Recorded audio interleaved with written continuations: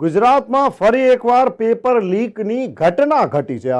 ભાવનગરમાં NCC C સર્ટિફિકેટનું paper leak થયું છે. આ મુદ્દા પર આમ આદમી પાર્ટીના પ્રદેશ ફ્રન્ટલ પ્રમુખ પ્રવીણભાઈ રામની પ્રતિક્રિયા સામે આવી છે.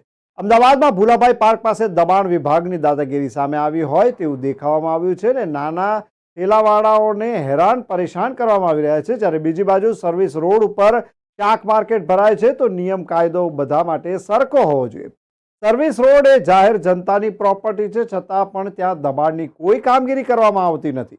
એમસી દ્વારા કોઈ જગ્યા ફાળવવામાં આવતી નથી. ત્યારે રોજ લાવીને રોજ પોતાનું ગુજરાન ચલાવી રહ્યા છે. તેમની પાસેથી હપ્તાની માંગણી કરી રહ્યા છે તેવો આક્ષેપ પણ વેપારીઓએ અધિકારીઓ ઉપર કર્યો છે.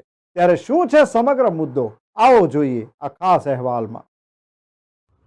નમસ્કાર મિત્રો, તાજેતરમાં સોશિયલ મીડિયાના માધ્યમથી જાણવા મળ્યું છે કે ભાવનગર ખાતે એનસીસી સી સર્ટિફિકેટનું પેપર લીક થયું છે અને આ પેપર લીકની ઘટનાના કારણે પરીક્ષાને મોકૂફ રાખવામાં આવી છે.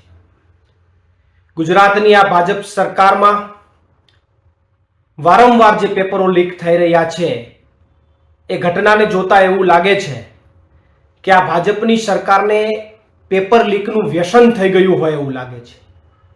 કારણ કે કોઈ વ્યસની માણસને વ્યસન છોડવા માટે આગેવાનો વડીલો ગમે એટલું કહે પણ એ વ્યસન મૂકી ન શકે. એમાં ભાજપની સરકારને ગુજરાતના યુવાનો, વડીલો, સમાજો ગમે તેટલું કહે, ગમે તેટલી ટકોર કરે પણ એ આ પેપર લીકના વ્યસનને મૂકી ન શકતી હોય એવું લાગી રહ્યું છે. ગુજરાતની સરકાર અને કેન્દ્રમાં ભાજપની સરકાર દ્વારા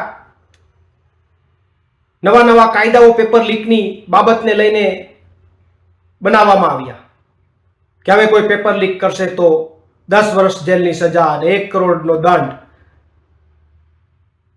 પણ આવા કાયદાઓ બનાવવા છતાં પણ જો આ પેપર લીક અટકાવી ન શકતા હોય, પેપર લીકના કૌભાંડો અટકાવી ન શકતા હોય તો મારો ભાજપને સીધો જ સવાલ છે કે એ કાયદાઓનો મતલબ શું? કારણ કે મહત્વની બાબત તો એ છે કે પેપર લીકની ઘટના કોઈ પણ કાળે અટકવી જોઈએ અને જો અટકી ન શકતી હોય તો સરકારે સ્વૈચ્છિક રાજીનામા આપી દેવા જોઈએ. આભાર. પ્રવીણ રામ, ફ્રન્ટલ પ્રદેશ અધ્યક્ષ, આમ આદમી પાર્ટી.